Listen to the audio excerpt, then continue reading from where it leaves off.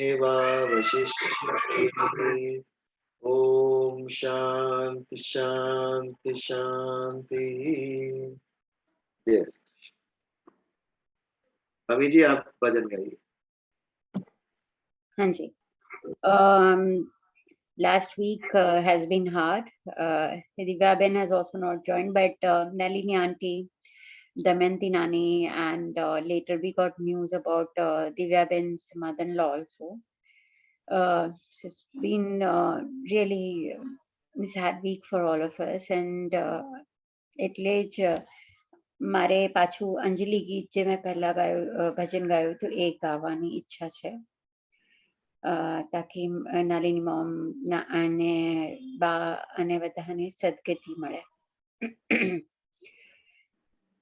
હે નાથ જોડી હાથ પાએ પ્રેમથી સૌ માંગીએ શરણ મળે સાચું તમારું એ હૃદયથી માંગીએ. જે જીવ આવ્યો आप पासे चरणમાં अपनावજો परमात्माए आत्माने शांति साची आपजो. वળી કર્મના યોગે કરી જે કુળમાએ અવતરે ત્યાં પૂર્ણ પ્રેમે પ્રભુજી आपनी भक्ति करे. लख 84 बंधनों ने लक्ष्य माले कापजो परमात्मा ए आत्मा ने शांति साची आपजो. सुख संपत्ति सुविचार ने सत्कर्मनो दैवारसो जन्मो जन्म सत्संगति किरतार पार उतार जो. आलोक ने परलोक मां तव प्रेम रग रग व्याप जो परमात्मा ए आत्मा ने शांति साची आप जो. सॉरी मणि मोक्ष के सुख स्वर्ग ना आशाओ रे विनती दो देह दुर्लभ मानवीनो भजन करवा भावती. साचू बतावी रूप शीरण छोड़ हृदय स्थापजो परमात्माए आत्मा ने शांति साची आपजो. जय श्री कृष्ण. जय श्री कृष्ण.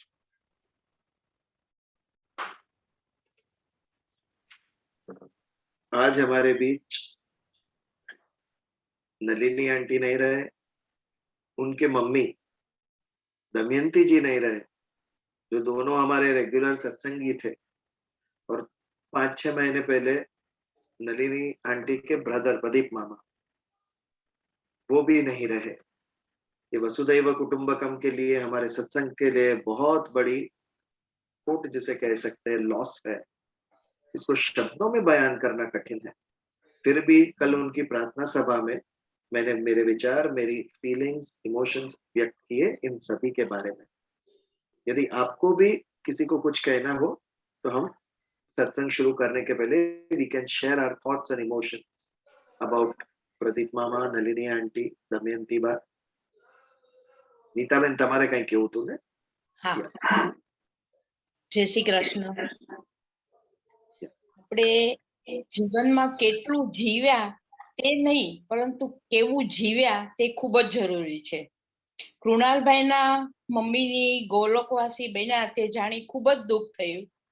તેમનો આત્મા નિત્ય લીલામાં પહોંચી ભગવાનની ભક્તિ જ કરતો હશે, કારણ કે તેમનામાં એ ગુણ હતો કે બીજાના ગુણગ્રાહી બનતા હતા. અંધેરી ઈસ્ટમાં ધારણીબેનને ત્યાં જ્યારે સત્સંગ હતો ત્યારે પ્રથમ જ વાર હું એમને મળેલી અને શ્વેતાબેનના જે એને ઉત્સાહથી વખાણ કર્યા આ ઉંમરે આટલું સરસ બોલવું તેમજ ગુણગ્રાહી બની સત્સંગીઓને સમજાવવું તે ખૂબ જ અઘરું છે, પણ એમને આ ઉંમરે બી આટલું સરસ સત્સંગીઓને સમજાવ્યું કે તમે બધા જ ગુણગ્રાહી બનજો. જય શ્રી કૃષ્ણ.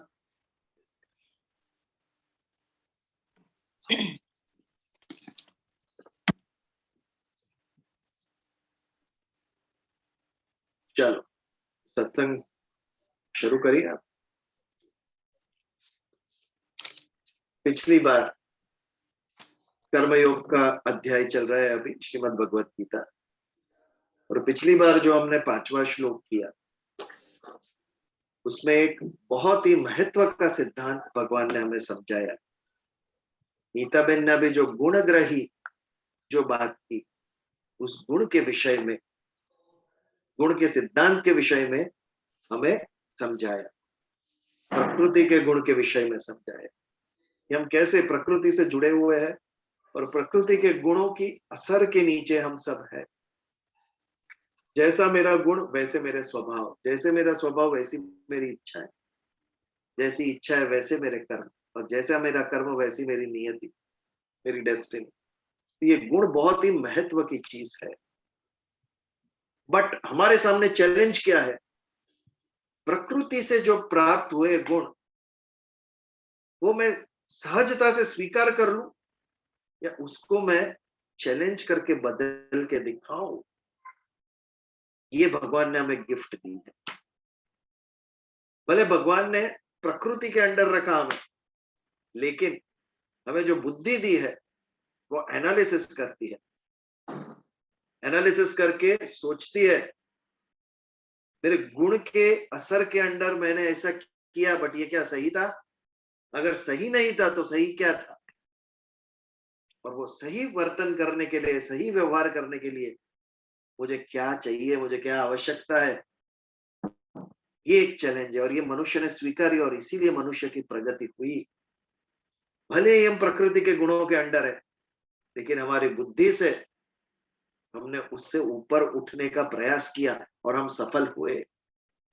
अन्य सभी जीव, कितनी गर्व की बात है ना कि मनुष्य को छोड़ के सभी जीव केवल प्रकृति के गुणों के अंडर है। जैसा उनका प्रोग्राम फिट करके भेजा गया है, सारा जीवन वैसे ही जीते। कुत्ता, शेर, कौवा, ईगल, देखो हजारों साल से जैसे थे वैसे ही थे, प्रकृति के गुणों के अंडर, उसके वश में होके जीते, उससे ऊपर कुछ भी नहीं। लेकिन मनुष्य को देखो कहां से कहां पहुंच गया। दोनों एक्सट्रीम दिखाए, अच्छे से अच्छा बन के भी दिखाया मनुष्य ने, और बुरे से बुरा भी बन के दिखाया। जब प्रकृति के गुणों से हम ऊपर उठे तो हमारे लिए चैलेंज आ गई, अच्छे बने या बुरे बने। शेर केवल खाने के लिए शिकार करता है, कभी विश्व युद्ध नहीं करता है शेर। ये भी सोचने की बात है। हमने अपनी बुद्धि लगाई तो हमने विश्व युद्ध भी किए, दूसरे एक्सट्रीम पे भी गए और सही एक्सट्रीम पे भी गए। तो ये हमारी बुद्धि के अंदर है कि क्या निर्णय लेना हमें। गुणों का हमने दर्शन किया, वैसे ही अनकॉन्शियसली अवगुण भी उठाते हैं हम लोगों के। इस पर भी विचार करना। हम जिससे प्रभावित होते हैं उनके गुण भी लेते हैं और अवगुण भी लेते हैं, क्योंकि हमारा विवेक इतना स्पष्ट नहीं है कि ये व्यक्ति से मुझे क्या उठाना है और क्या नहीं उठाना है इनके अंदर से। विवेक बुद्धि बहुत ही इंपॉर्टेंट है, बहुत ही इंपॉर्टेंट है। सोच विचार करके क्या ग्रहण करना है और क्या त्याग करना है, ये हमें सोचना चाहिए। मनुष्य ने दोनों एक्सट्रीम दिखाए, अच्छे से अच्छा भी बना और बुरे से बुरा भी बना। एटम बॉम्ब, लाखों लोगों की हत्या की मनुष्य। यदि केवल प्रकृति के गुणों के अंदर होता तो अपने खाने के लिए ही उसने युद्ध किया होता, उससे आगे नहीं। हमने हमारे अहंकार के लिए युद्ध किया, हम सबसे श्रेष्ठ होने चाहिए। पशुओं में ये अहंकार नहीं दिखता तुम्हें, पक्षियों में अहंकार नहीं दिखता है, लेकिन हमने अहंकार के लिए हमने बुद्धि को अपने गलत रास्ते पे इस्तेमाल किया। There we failed। वहां पर मनुष्य फेल गया अन्य जीवों के समक्ष। प्रगति भी बहुत सारी, लेकिन नए करने के भी कर्म बहुत सारे मनुष्य ने। तो इस इतिहास से हमें एक लेसन लेना चाहिए। जो पिछली पीढ़ी ने गलती की है वो हमें रिपीट नहीं करनी। पिछली पीढ़ी ने जो अच्छे काम किए उसको हमें कंटिन्यू करने हैं। ये जो करेगा वो सही कर्म करेगा। 5वां श्लोक देखा, नहीं कश्चित क्षणमपि जातु तिष्ठत्य कर्म कृत। बहुत बड़ी बात, क्षण के लिए भी कोई कर्म किए बिना बैठ सकता ही नहीं। कार्यते यवशं कर्म सर्व प्रकृति जैर गुणे। यानी उसके वश में, प्रकृति के गुण के वश में रहकर हम सब कार्य करते हैं। नहीं कश्चित क्षण तिष्ठत्य कर्म कृत, क्योंकि हमारे मन के अंदर भ्रांति है कि जो इस स्थूल देह से, हाथ पैर वाणी, इससे ही कर्म होता है, शरीर से भी कर्म होता है, लेकिन सूक्ष्म मन के द्वारा होता है वो भी कर्म है। हम जो बुद्धि से निर्णय लेते हैं, हम जो मन से इच्छा करते हैं, ये भी कर्म है। किसी के लिए बुरा सोचना ये भी बुरा कर्म है, ये हमें गलत कर्म बांधेगा हमारे। और किसी के लिए अच्छा सोचना ये अच्छा कर्म। जो गुण दर्शन की बात है, लोगों में गुण देखो, वो क्या है, मन से किया हुआ कर्म है। ये हमें अच्छे कर्म देगा और हमारा पुनर्जन्म अच्छा होगा उसके कारण। तो इस प्रकृति के जो गुण है उसके अंडर हम वश में है, लेकिन मनुष्य को ये भेंट दी भगवान ने, बुद्धि की इतनी प्रखर बुद्धि दी, तो प्रकृति के गुणों के अंडर होते हुए भी तू अपनी प्रगति कर सकता है। यही हमें मोक्ष तक लेके जाएगा। यदि प्रकृति से जो प्राप्त हुआ है उसी में हम चलते रहे तो प्रगति असंभव। यदि प्रगति चाहिए, यदि मोक्ष प्राप्त करना है, यदि अच्छा बनना है, तो प्रकृति के गुणों से ऊपर उठना पड़ेगा हमें, और एक भेद करना पड़ेगा। हमारे अंदर अच्छे गुण भी है और बुरे गुण भी है। नेचुरली हमारे अंदर अच्छे भाव भी है और बुरे भाव भी है। प्रेम उत्पन्न होता है किसी पे तो किसी पे घृणा भी उत्पन्न होती है। कभी हम हंसते हैं तो कभी रोते भी है, कभी शांत होते हैं तो कभी क्रोध भी आता है। ये अलग अलग अलग भाव है, इसमें से हमें निर्णय लेना है। मैं मेरे अंदर कौन से भाव रहने दूंगा, अच्छे या बुरे। मैं मेरे अंदर कौन से गुण डेवलप करूंगा, अच्छे या बुरे। दुर्गुण बुरे, सद्गुण, व्हाट इज सद्गुण? ईश्वरीय गुण। सत अधिक गुण इज इक्वल टू सद्गुण। हम ये भूल गए, सद्गुण यानी अच्छी बात है, उसे सद्गुण कहते हैं। तो ईश्वर से प्राप्त हुए हैं, ईश्वरीय गुण है वो सद्गुण। तो आत्मा का अंश है, परम तत्व का अंश है आत्मा तू। इसके लिए परम तत्व के भी गुण तेरे अंदर है, ये सद्गुण। और प्रकृति से जुड़ा हुआ है, इसके लिए दोनों भी है। तामसी गुण भी अंदर है और राजसी गुण भी तेरे अंदर है। लेकिन तेरा विवेक जागृत कर, ज्ञान प्राप्त कर, कर्म कर अच्छे, और तेरे अंदर जो सद्गुण से अपने आप दुर्गुण चले जाए। ज्ञान प्राप्त करो तो अज्ञान अपने आप चला जाए। एक छोटा सा दिया जलाओ तो भी अंधेरे में से, एक रूम में से, कमरे में से अंधेरा चला गया और उजाला प्रवेश हो गया। तो जैसे ही सद्गुण आते हैं, दुर्गुण अपने आप चले जाते हैं। उदार चरितारम तो वसुदैव कुटुंबकम।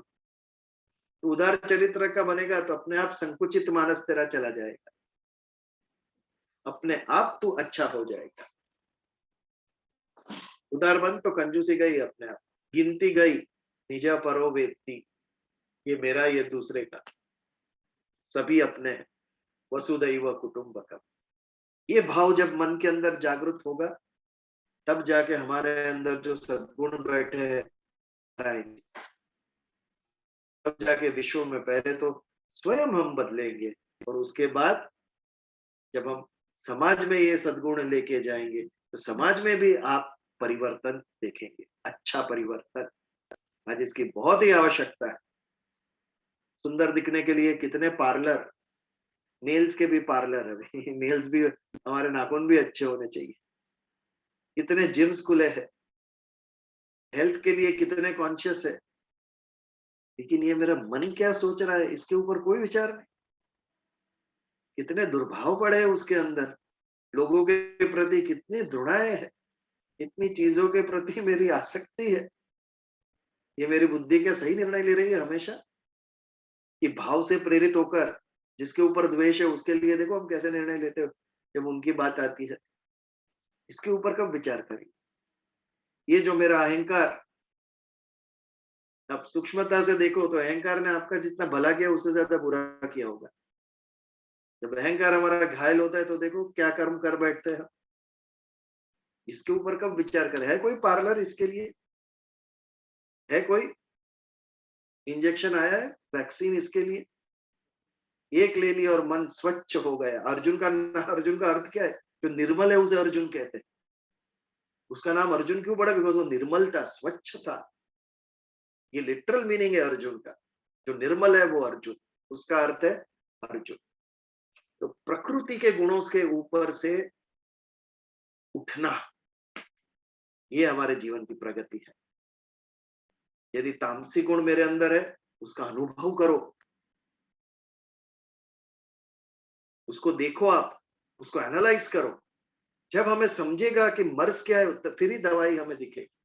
First you have to identify, prognosis होना चाहिए कि ये मर्ज क्या है, फिर ही उसकी दवाई के ऊपर सोचा जाएगा। इंट्रोस्पेक्शन, अन्वीक्षण। बाहर तो सारा विश्व हम कहां से कहां पहुंच गए, चांद और मंगल तक पहुंच गए, उससे भी आगे पहुंच गए। अपने अंदर क्या, अंदर झांकना होगा, स्वयं की खोज करनी होगी, तब जाके हमें हमारे गुण और अवगुण इसके ऊपर ध्यान जाएगा कि ये मेरे गुण है, ये मेरे अवगुण है। और फिर सद्गुणों का कैसे प्रभाव बढ़े इसके ऊपर हमें सोचना चाहिए, हमें निर्णय लेना चाहिए, हमें कर्म करना चाहिए। तब जाके ये जो प्रकृति के गुणों से हम बद्ध है, वश में है, उससे हम ऊपर उठेंगे और वो हमारी प्रगति। तो यहाँ पर कर्मयोग के विषय में भगवान ने जो प्रकृति के गुण की बात कर रहे हैं, वो दो गुण है प्रकृति के, एक क्रियाशीलता और दूसरी परिवर्तनशीलता। ये दो महत्व का ये सिद्धांत कहते हैं हमें। प्रकृति के दो महत्व के गुण, एक क्रियाशीलता और एक परिवर्तनशीलता। कर्मयोग के विषय में क्रियाशीलता ये बहुत इंपॉर्टेंट है। हम यदि कर्म न करें, अर्जुन का यही प्रश्न था ना, क्यों मुझे कर्म में घसीट रहे हो? संभव ही नहीं कि आप कर्म न करो, ये उसका सिद्धांत भगवान कह रहे हैं। असंभव के तू कर्म न करे, तेरा स्थूल शरीर ना करे तो भी तेरा सूक्ष्म और कारण देह तेरा कर्म करता ही रहेगा, क्योंकि वो प्रकृति से प्राप्त है और क्रियाशीलता ये प्रकृति का गुण है। तो कभी भी कर्म नहीं करने के बारे में तू सोचना ही मत। तो क्या सोचे हम? कर्म के पीछे का भाव कैसे बदल जाए, ये सोचना है। निस्वार्थ भाव से कर्म करना सोचना, कर्तव्य भाव से कर्म करना सोचना। या तो निस्वार्थता होनी चाहिए या कर्तव्य बुद्धि होनी चाहिए, तो ही कर्मयोग सिद्ध होगा। कर्म से त्याग ये उसका सॉल्यूशन है ही नहीं। कि एक श्लोक ने सन्यास की व्याख्या ही बदल दी। हमारे मन में ये भ्रांति है सभी कर्मों से त्याग करके मंदिर में जाके बैठ जाना ये सन्यास, इम्पॉसिबल। कर्म से आप छूट ही नहीं सकते हो जब तक आपकी श्वास चल, कर्म होते ही रहेगी। तो व्हाट इज सन्यास? सन्यास यानी सीमित में से व्यापक होना। कल तक मैं जो कर्म कर रहा था वो सीमित थे, मेरे और मेरे परिवार के लिए थे। आज मैं व्यापक हो गया, आज सारे विश्व के लिए मैं करूंगा। मेरा ये जो जीवन है, मेरे शरीर के द्वारा जो कर्म होगा वो सारे विश्व के लिए होगा। ये सन्यास, संकुचितता का न्यास। केवल मेरे लिए नहीं, सारे विश्व के लिए मैं कर्म करूंगा। ये भाव से जो जीता है वो सन्यासी। जिसने अपना संपूर्ण जीवन, शरीर समाज के लिए, धर्म के लिए, ईश्वर के लिए समर्पित कर दिया, वो सन्यासी। उसको फिर कर्म के बंधन लगते नहीं कि स्वयं के लिए वो जीता ही नहीं। तो ये बात आगे भगवान समझा रहे। परिवर्तनशील और क्रियाशील, ये दो गुण प्रकृति से हमें प्राप्त हुए, कर्म होते ही रहेंगे। तो अभी बात यह है कि मुझे कैसे कर्म करने चाहिए। इसके लिए आगे के 2 श्लोक में 2 ऑपोजिट बातें समझाई है भगवान। एक ये भी, ऐसे भी कर्म हो सकता है और एक ऐसे भी कर्म हो सकता है। फिर हमें उसमें से देखना है कि हमें कैसा करना चाहिए, एक नेगेटिव, एक पॉजिटिव। तो पहले श्लोक में आप डिसाइड करिए कि भगवान नेगेटिव कह रहे हैं कि पॉजिटिव कर रही है। 6वां श्लोक, कर्मेंद्रियाणि संयम्य य आस्ते मनसा स्मरन् इंद्रियार्थान विमूढ़ात्मा मिथ्याचारस उच्यते। कर्मेंद्रियाणि संयम्य, 2 प्रकार की हमारी इंद्रियां कही गई है, एक ज्ञानेंद्रिय और कर्मेंद्रिय। ज्ञानेंद्रिय में श्रोत्रम चक्षुः स्पर्शनई च रसनम घ्राणमेव च, 5 आंख, नाक, कान, ये सब हमारी ज्ञानेंद्रिय। ज्ञानेंद्रिय क्या करती है?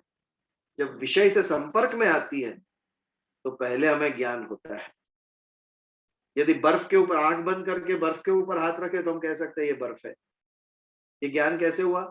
त्वचा से हमें ज्ञान हुआ, इसके लिए उसे ज्ञानेंद्रिय। फिर सुख या दुख, यदि ठंडी हमें पसंद है तो हम हाथ रखेंगे बर्फ पर, मजा आएगी। लेकिन गरम चूल्हे पे हाथ रखा हो तो किसी ने तुरंत उठा लेंगे, दुख हुआ। तो पहले ज्ञान होता है, फिर सुख या दुख ये होता है। ये ज्ञान इंद्रिय का कार्य है। विषय से संपर्क में आकर पहले ज्ञान कराती है और उसके बाद सुख या दुख कराती है हमें, ये ज्ञान इंद्रिय। और कर्मेंद्रिय जो हमारे स्थूल शरीर के द्वारा कर्म होते हैं, वो वाक्पाणिपादौ च उपस्थपायु, बोलना, हाथ से काम करना, पैर से काम करना, ये सब कर्मेंद्रिय। लेकिन जब हम इंद्रिय समझे तो 5 ज्ञानेंद्रिय, 5 कर्मेंद्रिय, इसको साथ में ही समझना जब हम इंद्रियों की बात करें तो। क्योंकि कर्मेंद्रिय के पीछे ज्ञानेंद्रियों का संचलन होता है। और मन, बुद्धि, चित्त, अहंकार, इसको अंतकरण कहा है। करण यानी इंद्रिय। जैसे बाह्य विश्व, वैसे ही अंदर एक विश्व है हमारे अंदर। आंख बंद है फिर भी हम स्वप्न देखते हैं। ये कौन सी आंखों से देखा हमने रात को? मन, ये भी इंद्रिय है। अंतकरण, करण यानी इंद्रिय, जो अंदर है वो अंतकरण। ये सभी को नियम्य, वश में करना। कर्मेंद्रियाणि संयम्य, अच्छी तरीके से उसका नियंत्रण करना। 5 ज्ञानेंद्रिय, 5 कर्मेंद्रिय और सूक्ष्म देह, अंतकरण। यहाँ पर अंतकरण की बात नहीं है। कर्मेंद्रिय यानी कर्मेंद्रिय और ज्ञानेंद्रिय, इसका संयम्य।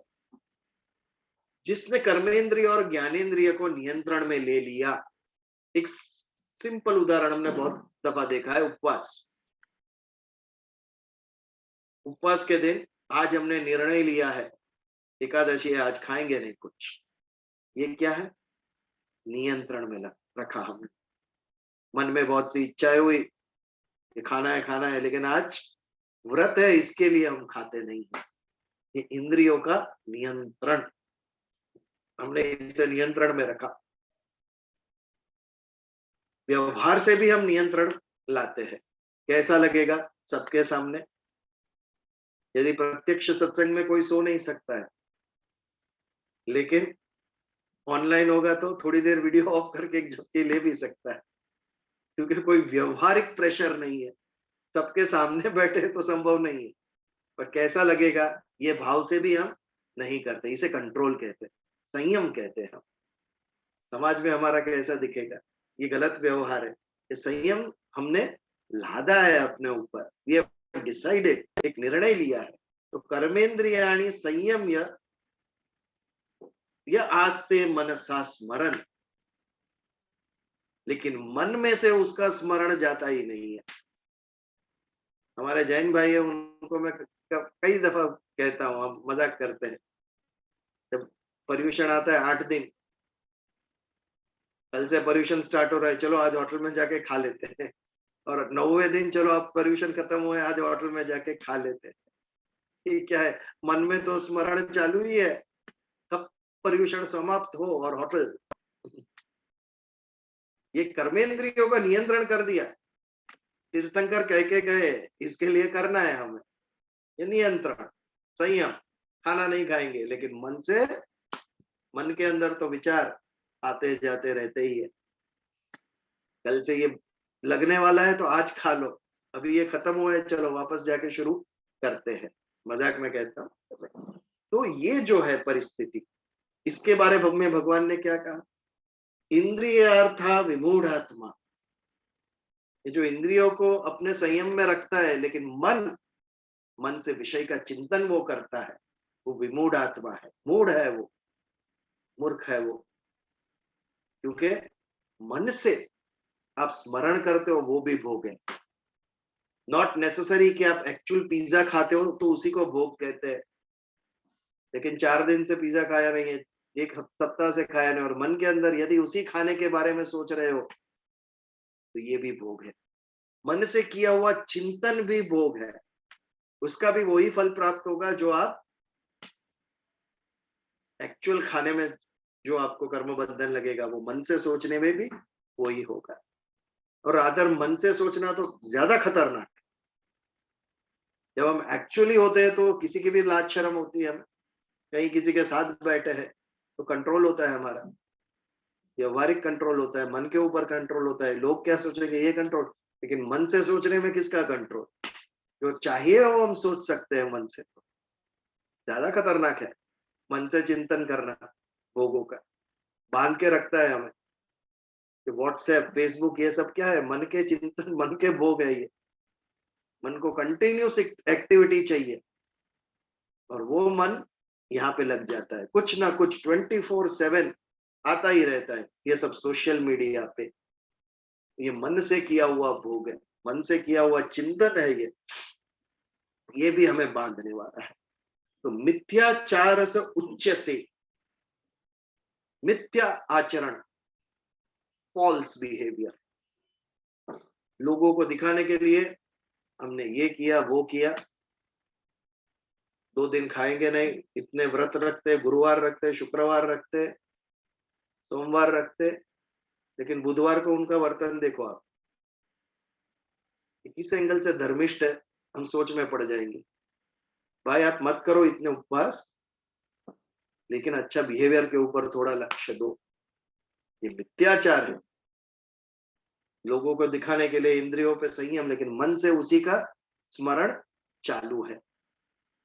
तो ये नेगेटिव बात कह रहे हैं भगवान, या पॉजिटिव बात कर रहे हैं? नेगेटिव बात कह रहे हैं। या प्रकृति के गुणों के अंडर हो, बट मन के ऊपर, इंद्रियों के ऊपर नियंत्रण आपने कर लिया, कि लेकिन मन, उसके ऊपर कोई नियंत्रण नहीं है, मन से चिंतन चालू ही है, मन से हम भोग ही रहे वही चीज, तो ये मिथ्याचार है। आज एक्चुअली सन्यास की यही दशा हुई है। आज हिंदू धर्म में सन्यासियों का पतन क्यों हुआ है, यही कारण है। दिखाने के लिए भगवे धारण कर लिए, लेकिन मन से सन्यास का भाव उत्पन्न हुआ ही नहीं है, मन शुद्ध हुआ ही नहीं है, मन निर्मल हुआ ही नहीं है, केवल एक क्रिया स्वरूप भगवे वस्त्र धारण कर लिए, और उसके जो नियम है उसके पालन कर रहे हैं, लेकिन अंदर से क्या, अंदर से ना धर्म स्पर्श किया है मुझे, ना अध्यात्म ने स्पर्श किया। लेकिन किसी व्यक्ति जिसका अंदर से रूपांतर हो गया हो, हमेशा राजा जनक का उदाहरण देता हूं, सिंहासन पर बैठते थे लेकिन उसके प्रति बिल्कुल आसक्ति नहीं, जरी के वस्त्र पहनते थे, सोने के अलंकार पहनते थे, लेकिन बिल्कुल आसक्ति नहीं। ये सन्यासी, आप क्या भोग रहे हो इसका महत्व नहीं है, उसके पीछे का भाव, बिना आसक्ति के आप भोग रहे हो, ये आपको स्पर्श भी नहीं कर रहा है। ऐसा व्यक्ति समाज में हो या जंगल में हो, वो सन्यासी कहलाएगा। उसके लिए केवल दाढ़ी बाल बनाने की जरूरत नहीं है, केवल उसके लिए भगवे वस्त्र धारण करने की जरूरत नहीं है, वो मन की अवस्था है। संकुचितता में से व्यापक होना ये संन्यास, स्वार्थ से निस्वार्थ होना ये संन्यास। कर्म के त्याग का तो प्रश्न ही नहीं उठता है। जब प्रकृति से ही हम जुड़े हुए और कर्मशीलता ये उसका गुण है, तो केवल उसके पीछे का भाव बदलना है। कल तक जो मेरे लिए जी रहा था, आज अन्य के लिए भी मैं थोड़ा समय दूंगा। संपूर्ण जीवन समर्पित नहीं कर रहा हूं, लेकिन थोड़ा समय मैं अवश्य दूंगा। ये वानप्रस्थ। संन्यास अवस्था में पूर्ण जीवन समर्पित कर दिया, वानप्रस्थ में थोड़ा थोड़ा परिवार से भी जुड़े हैं, थोड़ा समाज से भी जुड़े हुए हैं हम। ये दोनों के बीच की लिंक, ये तो हम सबके लिए सुगम है। ये हम सब इसका आचरण कर सकते हैं। परिवार के लिए इतना हम समय देते हैं, 7 दिन देते हैं, 6 दिन देते हैं। एक दिन हम अन्य के लिए नहीं निकाल सकते? एक दिन धर्म के लिए, एक दिन ईश्वर के लिए क्यों नहीं दे सकते हम? ये हमारा वानप्रस्थ आश्रम। तो इंद्रिय अर्थात विमूढ़ात्मा मिथ्याचार से उच्यते। ऐसा जो व्यक्ति है वो मिथ्याचारी कर रहा है। इंद्रिय को तो नियंत्रण में ले लिया, लेकिन मन से भाव बिल्कुल नहीं छूटा। मन से भोग चालू ही है, कंटिन्यूस। मन में भोगों का ही चिंतन चालू है सुबह से शाम। तो क्या सिर्फ लोगों को दिखाने के लिए आपने ये त्याग किया है? ऐसा व्यक्ति विमूढ़ आत्मा है, वो मूर्ख है, उसकी प्रगति असंभव। ये व्यक्ति की दुर्गति होगी ऐसे व्यक्ति। तो यहाँ पर भगवान ने अर्जुन को पहले नेगेटिव एस्पेक्ट दिखाया कर्मयोग का। कई लोग ऐसे भी होते हैं जो मन से आसक्त है, लेकिन धार्मिक प्रेशर होगा या व्यवहारिक प्रेशर होगा, परिवार का प्रेशर होगा, इसके लिए ये जो आचरण करते हैं वो मिथ्याचार है। ये उन्हें कहीं भी नहीं ले जाएगा, वहां के वहीं वो रहेंगे। तो यहाँ पर हम छठे श्लोक का समापन करते हैं। कर्मेंद्रियाणि संयम्य य आस्ते मनसा स्मरण। इंद्रियों का तो नियंत्रण कर लिया, लेकिन मन से भोग गया ही नहीं। मन में उस विषय का चिंतन चालू ही है। इंद्रियार्था भी विमूढ़ आत्मा। ऐसा व्यक्ति इंद्रियों का संयम करते हुए भी विमूढ़ है। मिथ्याचार से उच्यते। केवल मिथ्याचार कर रहा है ये व्यक्ति। बिल्कुल धर्म ने स्पर्श नहीं किया, अध्यात्म का स्पर्श ऐसे व्यक्ति को हुआ नहीं।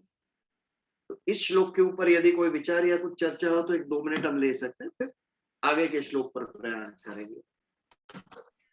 Any questions or anybody wants to share? विमूढ़ का मीनिंग क्या है? मूढ़ता, हम मूढ़ को आज की यदि भाषा में समझना है तो मूढ़ता यानी अज्ञानी, जड़ता, जो समझता नहीं। लेकिन उस समय में या आध्यात्मिक भाषा से हम देखें तो जिसको मोह हुआ है वो मूढ़। मोह होना यानी आपकी विवेक बुद्धि नष्ट हो जाना, वो मोह है। You can not see the right and wrong, सही और गलत। इसकी समझ कब नष्ट होती है? जब हम मोहित हो जाते हैं, तो तब हमें राइट रॉन्ग दिखता ही नहीं।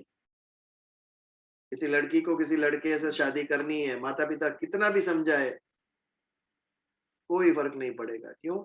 मोह उत्पन्न हुआ है, ये हम कहते हैं। उसका अर्थ क्या? राइट और रॉन्ग की समझ नष्ट हो गई। दिस इज मोह। और जिसको मोह उत्पन्न हुआ है वो विमूढ़ है। तो वैसे ये व्यक्ति को राइट एंड रॉन्ग की समझ नहीं रही। वो एक दिन उपवास करता है तो सोचता है कि मैंने बहुत बड़ा सत्कर्म कर लिया, लेकिन मन ने तो कितनी बार, 6 बार सोच लिया कल क्या खाऊंगा मैं। तो मन से तो उसी का स्मरण चालू है। तो ये भी मन से किया हुआ भोग है। चिंतन करना ये भी भोग ही है। स्थूल शरीर से करना भोग है, तो सूक्ष्म शरीर से करना ये भी भोग ही है उसके बारे में। और ये कर्म भी, हम जो सोचते हैं, ये कर्म भी हमें बांधने वाले। इसके लिए उसे विमूढ़ आत्मा का। तुझे लगता है कि स्थूल देह से तूने रोक दिया तो वो तुझे बांधेंगे नहीं ये कर्म, लेकिन मन से वही तू कर रहा है, ये तुझे बांधेगे। ये समझ उसमें नहीं है, इसके लिए विमूढ़ आत्मा का। और कुछ? But then in that case प्रकृति के नियम के अंदर अगर रहेंगे तो ऐसी कोई सोच ही नहीं आएगी, and we will all become like animals, isn't it? Definitely. Everything is in mind. और Yeah. अगर हम जैसे अभी खाना कुछ, okay, what you are saying is right, कि हम अगर एक दिन डिसाइड करते हैं, which I have seen in lot of non-vegetarians, कि हम ट्यूसडे नहीं खाएंगे, but that day itself संयम रखना, isn't that something we can appreciate? That is, you can say that is beginning, but वो भी भाव से नहीं हो रहा है। घर में करते आ रहे हैं। हमारे यहाँ एक स्टाफ है, वो मंडे में नॉनवेज नहीं खाता हूँ। मैं बोला एक वनडे नहीं नॉनवेज खाने से क्या फर्क पड़ेगा तेरे जीवन में? आज तू वेजिटेरियन कब कहलाता है? When you never eat nonveg, then you are a vegetarian. पर एक आप दिन अगर भी तो एक दिन इंद्रिय पे संयम अगर रख रहे हैं, एक दिन या 2 दिन, whatever, it's a Yes. beginning to Yeah. I but don't know. वो बिगिनिंग से आगे बढ़ते ही नहीं, फिर पूरा जीवन देखो आप। फिर 1 साल के बाद 2 दिन होना चाहिए ना सप्ताह में, तो you can say yes progress, but वो होता ही नहीं, बिकॉज इसके पीछे भाव था ही नहीं। इसके पीछे एक गतानुगतिक जिसे कहते हैं चला आ रहा है घर में जनरेशन से, मंडे नहीं खाते हैं, इसके लिए ये भी नहीं खा रहा, तो उसके पीछे इच्छा नहीं थी कि I want to start walking on this path, मुझे अहिंसा के मार्ग पे चलना है। मेरे स्वाद के लिए, मेरे पेट भरने के लिए मैं अन्य की हिंसा नहीं करूंगा, ये भाव नहीं है उसके पीछे। तो ये भाव जब तक नहीं उत्पन्न होगा तब तक ये यात्रा सिद्ध होगी नहीं, वहीं के वहीं रहोगे आप। भगवत गीता मैंने कई बार क्या है, उच्चतम आदर्श दिखाता है। This is ultimate what Bhagavad Gita says. Ultimate दिखाया उसने कि आप शरीर से कितना भी कंट्रोल कर लो, लेकिन मन से यदि स्मरण कर रहे हो तो वो भी तुम्हें बांधने वाला है। यदि आप सारा जीवन वेजिटेरियन हो लेकिन मन में भी होती है इच्छा कैसा होगा खाना चाहिए, तो वो कर्म भी आपको बांधने वाले, ये बात याद रखें। बट वी वेलकम, जो शुरुआत करता है भले मन से हो, शरीर से उसने नियंत्रण किया, इट इज ऑल्सो वेलकम। चलो पहला स्टेप लिया, but then you don't have to stop that. ये शुरुआत है, हमें अंत तक यात्रा सिद्ध करनी है हमारी, ये बात।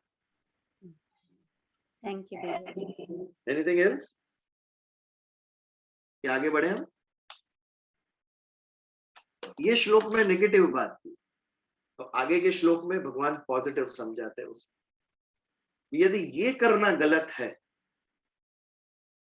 कि इंद्रियों का कंट्रोल कर लिया, संयम नियंत्रण में लेके आए हम, लेकिन मन से यदि भोग नहीं छूटा है तो वो मिथ्याचार है। यदि ये नेगेटिव है तो व्हाट इज पॉजिटिव? ये श्लोक में भगवान, श्लोक नंबर 7, कर्मयोग। यस्तित्व इंद्रियाणि मनसा नियम्य वरते अर्जुन, कर्मेंद्रिय कर्मयोगम असक्त स विशिष्यते। विशिष्ट क्या है? स्पेशल, श्रेष्ठ क्या है? यस एव इंद्रियाणि मनसा नियम्य। इंद्रिय और मन दोनों का नियंत्रण करते हुए आरभते अर्जुन, जो कर्म का आरंभ करता है, दोनों चीज, कर्मेंद्रिय ज्ञानेन्द्रिय, ये दोनों मिला के इंद्रिय, तो इसके पीछे मन। आगे के श्लोकों में हमने देखा इंद्रिय कब जाके अपना काम करेगी, जब उसमें मन जुड़ गया तो ही होगी। हम कितना भी अच्छा खाना स्वाद से खा रहे हैं और एक बुरी खबर फोन पे आई, और वो खबर आते ही मन उस खबर के अंदर उलझ गया, उसके बाद हमने क्या खाया क्या नहीं खाया उसका ध्यान ही नहीं। वही जबान है हमारी जो एक क्षण के पहले इतना अच्छा स्वाद हमें दे रही थी, जैसे ही एक बुरी खबर आई तो मन स्वाद में से उठ गया, उस खबर में लग गया, और क्या हम रख रहे हैं मुंह में हमें पता ही नहीं, फिर क्या खाया क्या नहीं। तो इंद्रिया कब कार्य करती है? जब उसके साथ मन होता है तो ही इंद्रिय अपना कार्य करती है। जब हम सोए हुए हैं और कोई डोरबेल बज गई तो हमें गुस्सा आ जाता है कि नींद टूट गई हमारी। क्यों? क्योंकि मन डोरबेल में लग गया। इसके लिए कानों ने डोरबेल सुनी। नवरात्रि में इतना बड़ा म्यूजिक बजता है, उसके बाजू में आराम से बच्चे सो जाते हैं। मैं देखता हूँ, ये देखो इतना बड़ा आवाज नहीं आ रहा है, कान पे एक डोरबेल हमें जगा देती है, और ये बच्चा सोया हुआ है इतने लाउड म्यूजिक के अंदर। क्योंकि उसका मन वो म्यूजिक के अंदर नहीं है, और मन म्यूजिक में नहीं है तो कान कुछ नहीं सुन रहे। तो यदि मन को हटा लिया इंद्रियों से, तो इंद्रियां काम करना बंद करती, तो फिर हमें ज्ञान नहीं होता है, तो हमें सुख या दुख ये नहीं होता है। इंद्रियों के पीछे मन का होना आवश्यक है। यदि मन हटा लिया तो इंद्रिय और विषय का कितना भी मिलन हो, ये हमारे मस्तिष्क में ना सुख उत्पन्न करेगा ना दुख उत्पन्न करेगा। यदि मन हटा दिया तो इतने भी आवाज में हम सो जाएंगे, और यदि मन लग गया तो आवाज में इतनी भी आवाज, सुबह एक चिड़िया भी बोलेगी तो नींद हमारी उड़ जाएगी। ये पक्षी बोलने लगे, हो गई सवेरा हो गया, now we can not sleep, तो मन उसमें लगा हुआ है। इसके लिए तो इंद्रिय और मन, ये दोनों को हमें नियम में रखना पड़ेगा, और दोनों को नियम में रख के फिर जो हम आरंभ करते हैं, कर्मेंद्रिय कर्मयोगम असक्त स विशेषतः। कर्मयोग असक्त, असक्त कौन है? जो आसक्त नहीं वो असक्त। ये आसक्ति किससे उत्पन्न होती है? हमें जड़ विश्व से आसक्ति उत्पन्न होती है, पदार्थ से होती है, वस्तुएं, गाड़ियां, घर, ज्वेलरी, ये सब वस्तुओं पे, कपड़े, जूते, बैग, बहुत सारी चीजें हैं। ये पदार्थ के ऊपर, पदार्थ का कितनी अच्छा व्याख्या की हमारे यहाँ। पदार्थ क्या है? जो परिवर्तनशील है वो पदार्थ। How simple. जिसमें बदलाव हो रहा है वो पदार्थ। इतना बड़ा हिमालय भी एक दिन नष्ट हो जाएगा, क्योंकि वो पदार्थ है, संसार से उत्पन्न हुआ है। और परिवर्तनशीलता ये उसका गुण है। एक दिन होते होते होते होते ये भी नष्ट हो जाएगा पूरा। तो जो परिवर्तनशील है वो पदार्थ। तो पदार्थ क्या नहीं है? केवल आत्मा, जो अपरिवर्तनशील है, जिसमें कोई बदलाव नहीं आता, ना उसकी शक्ति कम होती है, पोटेंसी, ये कनेक्टिविटी कभी लूज हो, कभी वीक होती है, कभी स्ट्रांग होती है। लेकिन हमारा आत्मा कभी वीक या स्ट्रांग नहीं होता है, उसकी पोटेंसी भी कभी कम या ज्यादा होती नहीं है।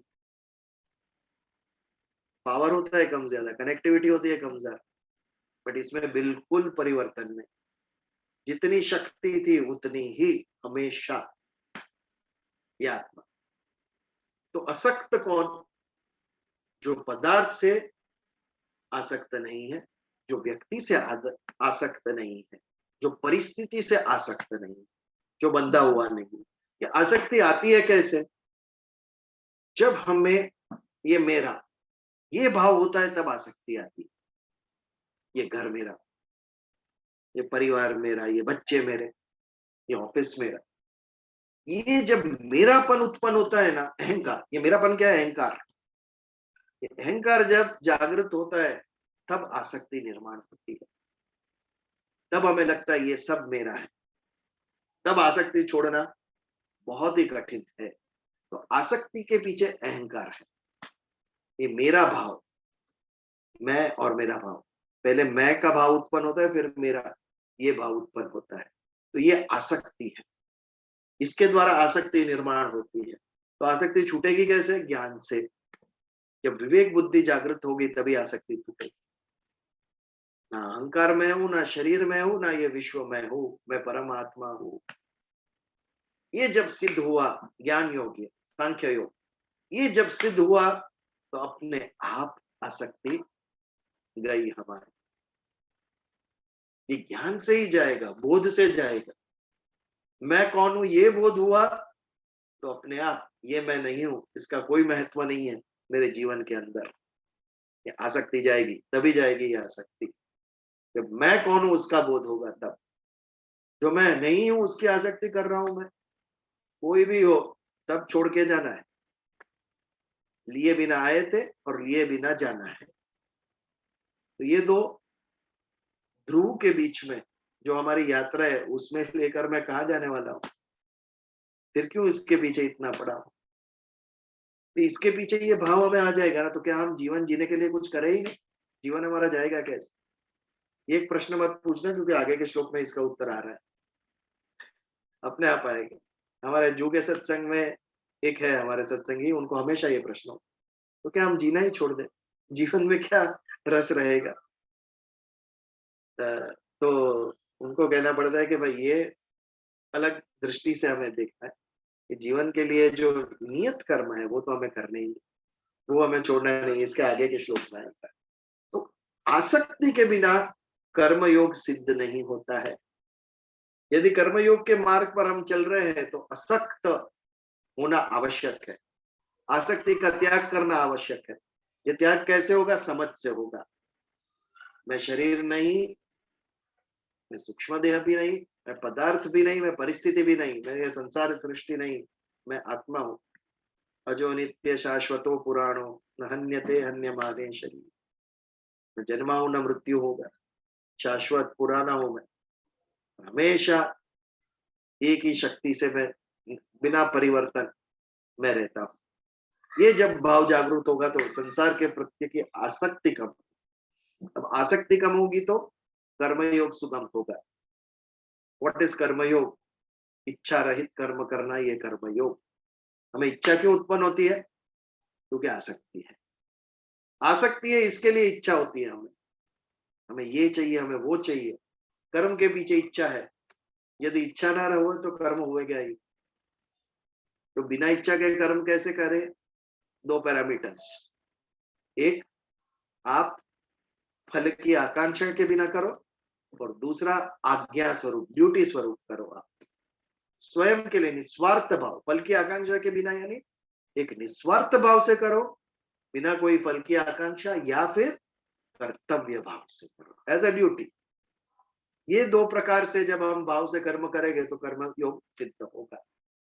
या तो ड्यूटी, कर्तव्य भाव, जिसे आगे यज्ञार्थ कर्म कहा। भगवत गीता ने कर्तव्य को बहुत सुंदर नाम दिया, यज्ञार्थ कर्म। आगे के श्लोकों में ये शब्द बहुत आए। कर्तव्य भाव से हमें जो कर्म करना है वो, उसके पीछे भी हमारी इच्छा नहीं होती है। मैं देखता हूँ सारी हमारी बहनें सुबह उठते ही किचन में, रोज इतने साल से, कभी तो आलस्य हुआ होगा, आज सुबह नहीं जाना है चाय बनाने, लेकिन फिर भी जाते हैं। क्यों? कर्तव्य, परिवार के प्रति कर्तव्य हमारा, ये कर्तव्य भाव। ऐसे ही भाई भी जाते ही है ना ऑफिस, रोज। खुद की ऑफिस होती है तो भी रोज जाते हैं, कौन रोकने वाला है? आज नहीं गए तो भी जाते हैं। कर्तव्य भाव ये हमारे अंदर कूट कूट के भरा हुआ है। नैसर्गिक निस्वार्थ का त्याग और कर्तव्य भाव से कर्म करना, इससे आसक्ति जाएगी हमारी। और जब आसक्ति जाएगी तो कर्मयोग का उद्भव होगा, और सभी मन और इंद्रिय, कर्मेंद्रिय और ज्ञानेन्द्रिय, ये सभी हमारे नियंत्रण में आ जाएगी।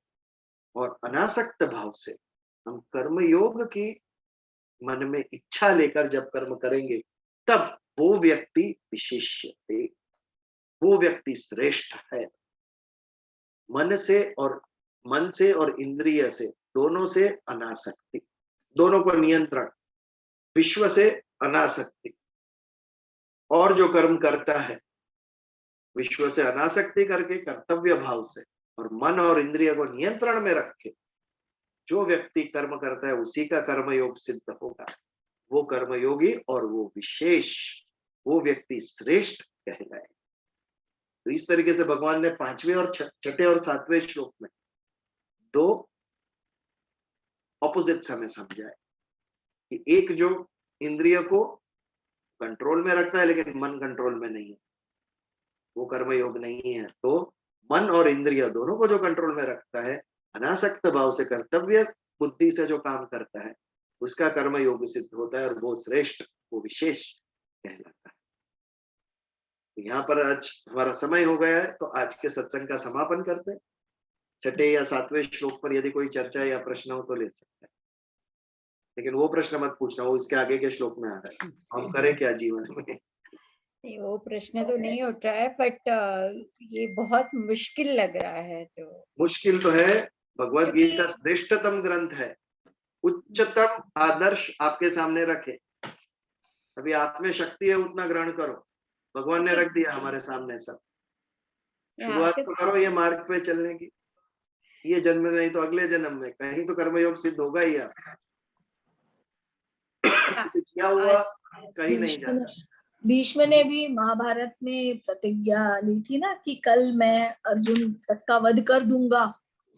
और उस रात सभी विचलित थे, सब टेंशन में थे। कृष्ण भी टेंशन में थे, वो भी सोच रहे थे कि मैं क्या करूं, मैं अपनी प्रतिज्ञा तोड़ के हथियार उठाऊं ना उठाऊं। इन्हें भीष्म पितामह ने इतनी बड़ी सबके सामने घोषणा कर दी है, प्रतिज्ञा कर दी है, तो मैं क्या करूं। मैं अल्टीमेटली कर्म तो अर्जुन से करवाना चाहता हूँ, लेकिन मुझे ऐसा ना हो कि मुझे ही झक मार के इसमें आना पड़े। And the only person who slept peacefully as per the Mahabharata story, उस रात एक ही व्यक्ति सबसे चैन की नींद सोया, वो है अर्जुन स्वयं।